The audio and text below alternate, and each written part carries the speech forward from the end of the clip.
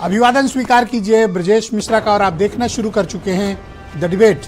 बहनों भाइयों, भारत सरकार ने आज एक चौंकाने वाला फैसला लेते हुए जातिगत जनगणना को मंजूरी दे दी और भारत सरकार ने यह संकल्प किया कि जातिगत जनगणना वो करवाएंगे।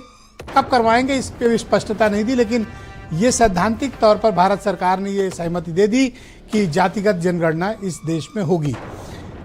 ऐसा क्यों करना पड़ा भारत की सरकार को, कारण क्या था और इसके पीछे की राजनीति क्या है और ऐसा क्यों किया गया, आज हम इस डिबेट में इसकी चर्चा करेंगे, इसको समझने और समझाने की कोशिश भी करेंगे। बहन भाइयों, जिस वक्त पूरा देश ये उम्मीद लगाए बैठा था कि पाकिस्तान पर कोई बड़ी स्ट्राइक भारत की सरकार करने जा रही है, इस देश की हुकूमत करने वाली है, उस वक्त एक पॉलिटिकल सर्जिकल स्ट्राइक देश के भीतर हुई। जातिगत जनगणना को प्रधानमंत्री नरेंद्र मोदी के नेतृत्व वाली कैबिनेट ने मंजूरी दे दी। सरप्राइज्ड रह गए लोग, हैरान रह गए, हतप्रभ रह गए, क्योंकि जिस वक्त पाकिस्तान को सबक सिखाने की बातें चल रही थी, उस वक्त इस तरह का निर्णय करना यह हैरान करता है। और शायद लोगों को हैरान करना प्रधानमंत्री मोदी की आदत में है और उन्हें अच्छा लगता है जब लोग कुछ और सोच रहे हों और वो किसी और कांड को अंजाम दे दें या कुछ और बड़ी धमाकेदार काम कर दें। तो जिसकी उम्मीद नहीं थी, जिसकी फिलहाल आवश्यकता नहीं थी और जिसको लेकर कोई चर्चा भी नहीं थी, उस बहुत बड़े सामाजिक परिवर्तन को भारत सरकार ने मंजूरी दी है। बहनों भाइयों, जातिगत जनगणना करवाना इस देश में मैं एक सामाजिक क्रांति मानता हूँ। ये कोई सामान्य बात नहीं है, ये असाधारण है और ये अद्भुत है। अगर इस देश में तय हो जाए कि कितने पिछड़े, दलित, शोषित और वंचित हैं, अगर उनकी गणना हो गई तो उससे वो डेटा निकल के सामने आएगा कि कितनी तादाद में कौन सी आबादी इस देश के भीतर है, उनकी सामाजिक, शैक्षणिक, राजनीतिक, आर्थिक क्या स्थिति है। अगर ये डेटा हमारे पास आ गया तो जाहिर सी बात है कि जो मार्जिनलाइज्ड कम्युनिटी है, जो समाज में हाशिए पर लगा दिया गई कम्युनिटी हैं या समाज में जिनको हक और हुकूक नहीं मिले हुए हैं, जब डेटा सामने आएगा वो अपना हिस्सा मांगेंगे। ये डेटा तो एक पहली कड़ी है। जातिगत जनगणना करवाना कोई बहुत अचीवमेंट नहीं है। इससे जो निकल कर सामने आएगा, बहनों भाइयों, ये समुद्र मंथन है। अमृत भी निकलेगा, विष भी निकलेगा। अब देखना है कि विष कौन पिएगा और अमृत के लिए कौन से लोग छके बैठे हुए हैं, क्योंकि जातिगत जनगणना इस देश की सामाजिक स्थिति का परिदृश्य है और वो उस कारपेट को हटाने जैसा है जिसके नीचे बहुत सी चीजें दबी हुई हैं, वो सार्वजनिक होंगी। आपको ध्यान होगा कि बिहार में एक caste census, semi caste census हुआ था। बहुत ज़्यादा तो नहीं हुआ था, लेकिन उस वक्त बिहार में ये तकरीबन 65% के आसपास निकले थे। कौन निकला था? ओबीसी कम्युनिटी, बैकवर्ड कम्युनिटी, जिसे हम पिछड़ा वर्ग कहते हैं।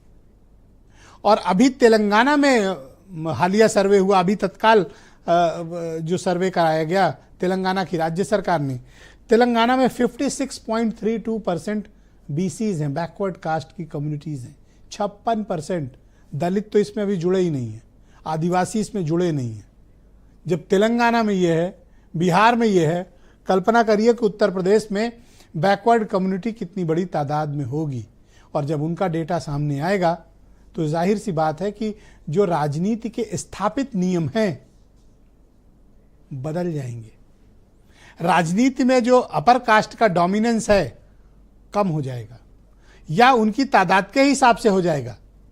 नौकरियों में जो स्थिति दूसरी कम्युनिटीज की है, बहनों भाइयों, पूरी डायनेमिक्स ही बदल जाएगी। इसलिए मैं कहता हूं कि कास्ट सेंसस यानी जातिगत जनगणना ये तो सिर्फ प्रथम द्वार है सत्ता के उस किले के सिंहासन तक पहुंचने का, जहां पर इस देश की हुकूमत वाकई में विराजमान रहती है, हक और हुकूक मिलता है। यह कोई सामान्य फैसला नहीं है बहनों भाइयों, यह असाधारण फैसला है। इसके फायदे भी हैं और इसके नुकसान भी हैं। क्या मोदी सरकार ने इसका पूरा आकलन किया? और सबसे बड़ी बात है टाइमिंग। तब जब बिहार के चुनाव नजदीक हों और बिहार का जो सामाजिक राजनीतिक वातावरण है वो बैकवर्ड कम्युनिटी, दलित कम्युनिटी डोमिनेटेड है, उससे इनकार नहीं किया जा सकता। तो क्या यह माना जाए कि बिहार चुनाव के दृष्टिगत किया जाता है? मीडिया का मत है हां, क्योंकि मेरा भी मत यह है कि राजनीति में बिना कोई काम, बिना किसी उद्देश्य के, बिना किसी समय के कोई काम नहीं किया जाता। राजनीति में हर चीज की एक टाइमिंग होती है। तो ये टाइमिंग इस बात को सजेस्ट करती है कि अब इसकी जरूरत आ गई, क्योंकि बिना जातिगत जनगणना के कोई भी मैजिक चलने वाला इस देश में नहीं है। राहुल गांधी, अखिलेश यादव, तेजस्वी यादव और स्टालिन ने मिलकर इस मुद्दे पर जिस तरह से पूरे देश भर में माहौल बनाया, जाहिर सी बात है कि बीजेपी जो शुरुआत में अपोज कर रही थी, बाद में न्यूट्रल हुई और अब वो जातिगत जनगणना को सपोर्ट करते हुए भारत सरकार ने मंजूरी दे दी। जिस तरह से उत्तर प्रदेश का परिणाम आया, जिस तरह से बिहार के परिणाम आए और जिस प्रकार का सामाजिक वातावरण बना है, वो पिछड़ा दलित एकजुट हो रहा है। तो जाहिर सी बात है कि बटेंगे कटेंगे भी नहीं चल रहा है, हम अपना हक लेकर रहेंगे, कुछ इस तरह की बातें रही हैं। ये शायद सामाजिक दबाव है जो राजनीतिक दलों ने बड़ा सिस्टमैटिक बनाया।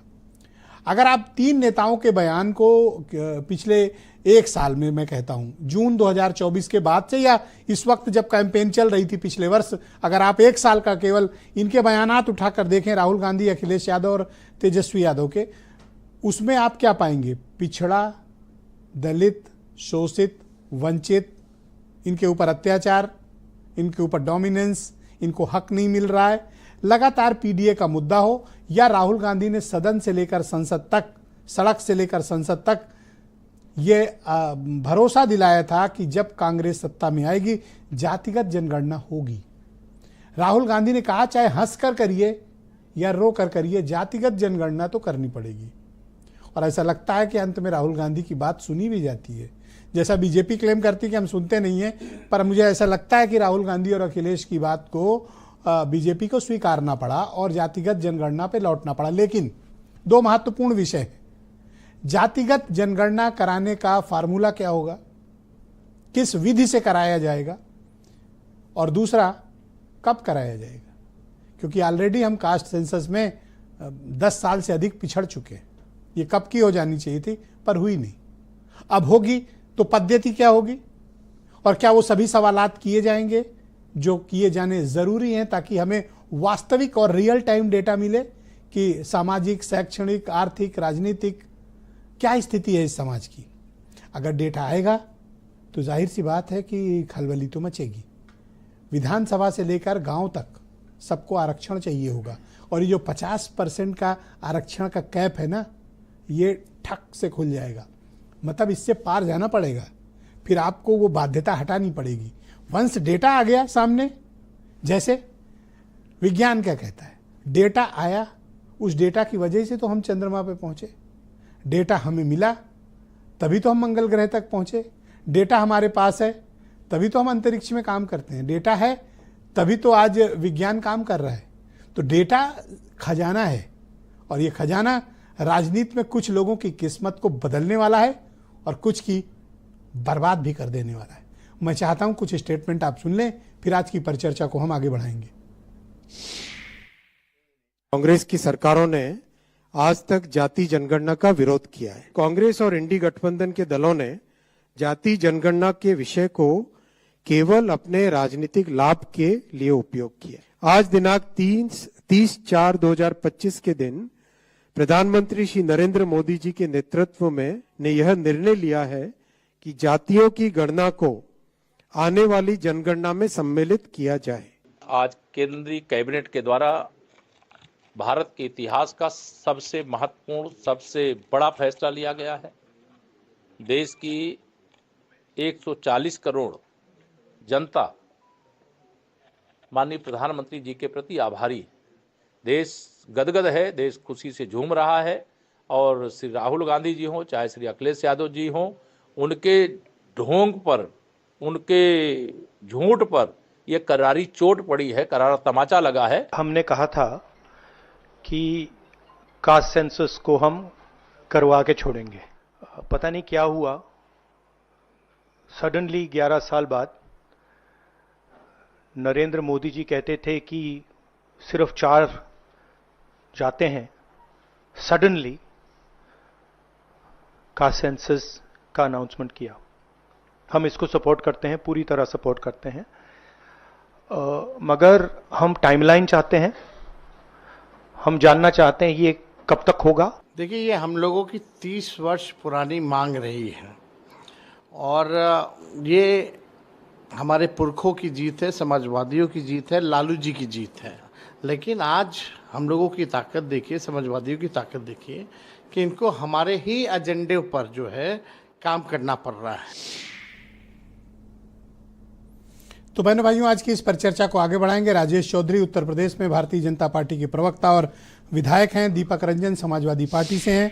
मनीष सिंधवी उत्तर प्रदेश में कांग्रेस कमेटी के प्रवक्ता। राजेंद्र गौतम बहुत ही जाने माने पत्रकार। अरुण राजभर मेरे साथ मौजूद हैं, एसबीएसपी के राष्ट्रीय प्रवक्ता हैं। और थोड़ी देर में हमें जनता दल यूनाइटेड के बिहार के सीनियर लीडर मनोज लाल मनु जुड़ेंगे और वीरेंद्र सिंह जी हमारे स्टेट हेड। बहुत शुक्रिया आप सभी का इस कार्यक्रम में जुड़ने के लिए।